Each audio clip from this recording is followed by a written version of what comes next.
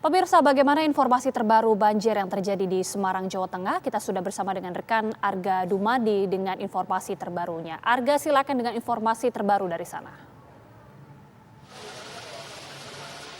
Ya, Gita dan pemirsa, seperti kita ketahui bahwa kota Semarang ini menjadi salah satu kota yang terkena dampak dari cuaca ekstrim yang melanda di beberapa wilayah di Indonesia. Dan untuk mengetahui bagaimana penanganan dari banjir ini dan bagaimana situasi banjir di kota Semarang ini, saya akan mengajak Anda untuk berbincang-bincang dengan PLT Wali Kota Semarang. Sudah ada bersama kami Ibu Hefyarita Gerahayu atau biasa disapa Ibu Ita ya. Bu, selamat sore Bu. Bisa disampaikan kepada kami Bu, untuk penanganan banjir saat ini seperti apa? Ya, penanganan banjir yang sudah kita lakukan adalah, pertama adalah inventarisasi terkait dengan lokasi-lokasi yang terjadi banjir di situ. Kemudian yang kedua, penanganan pasca banjirnya. Karena seperti diketahui kalau untuk Semarang wilayah bawah ini sudah surut dan sudah kembali beraktivitas normal. Kemudian yang kedua adalah terkait karena adanya banjir bandang di wilayah Semarang bagian timur, khususnya di Kalibabon yang menimpa beberapa titik, yaitu di Dinar Indah, kemudian di Rawasari, dan kemudian Penggaron Kidul. Saat ini semua sudah selesai di dalam penanganannya, hanya tinggal pembersihan-pembersihan yang ada, yaitu adanya lumpur yang banyak terdapat di wilayah-wilayah itu. Dan hari ini sudah selesai, tinggal Dinas Pemadam Kebakaran dan juga Dinas PU dan Dinas Pemukiman Wilayah untuk membantu penyemprotan terhadap wilayah-wilayah yang terkena lumpur. Dan yang terakhir saat ini ada tinggal Kecamatan Tembalang, khususnya di Kelurahan Rawasari yang saat ini yang agak banyak terkena dampak lumpur, termasuk juga di Meteseh, yaitu di perumahan Dinar Indah. Baik, berbicara tentang perumahan Dinar Indah ini kan cukup menjadi sorotan juga ya Bu. Dan ini bukan kali pertama perumahan tersebut terendam banjir. Lalu langkah apa ini yang harus dilakukan ini Bu? Ya, jadi memang kalau Dinar Indah ini sudah terjadi yang ketiga kalinya, yaitu yang pertama tahun 2019, kemudian 2021, dan terakhir ini 2022, dan relatif lebih parah dibanding yang dua kali sebelumnya.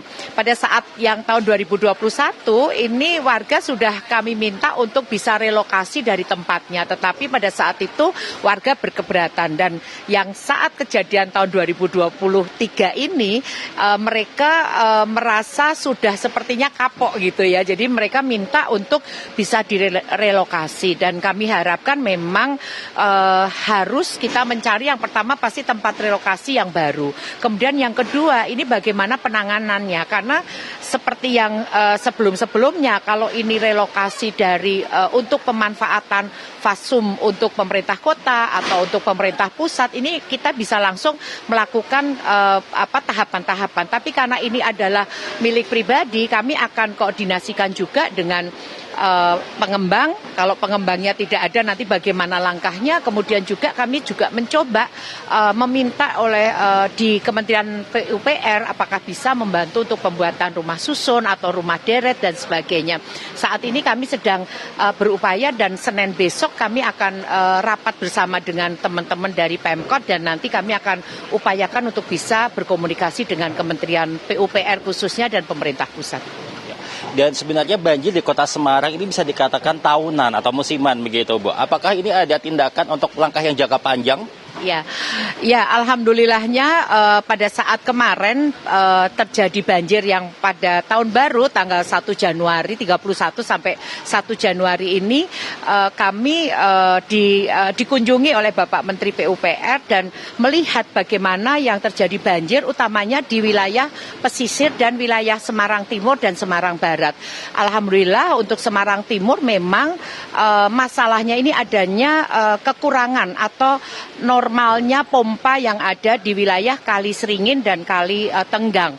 Dan kemarin begitu Pak Menteri PUPR, Pak Basuki ini hadir di Kota Semarang, segera diberikan bantuan untuk penambahan pompa di Kali Tenggang ini yang awalnya 6 menjadi 12, dan yang di Kali Seringin ini awalnya 5 menjadi 12, dengan 13 karena ada tambahan 8. Kemudian juga pada setelah Lebaran nanti akan dimulainya tanggul tol antara Semarang ke Sayung, karena sekarang ini kan Sayung Sayung ke Demak ini sudah jadi, tinggal menyambung antara Sayung sampai dengan Kota Semarang. Dan yang paling penting adalah pembangunan kolam retensi seluas 250 hektar. Ini yang nanti akan menjadi penampungan air-air yang ada tidak hanya dari Kota Semarang tapi kabupaten di atasnya, yaitu utamanya Kabupaten Semarang. Kemudian untuk sebelah barat ini nanti normalisasi Kali Beringin sudah, kemudian nanti akan ada tambahan Kali Plumbon untuk dinormalisasi. Baik, terima kasih banyak Ibu Yita atas informasinya. Dan pemirsa, itu tadi adalah informasi berkaitan dengan bagaimana situasi banjir dan juga penanganan banjir di Kota Semarang. Kembali ke Jakarta.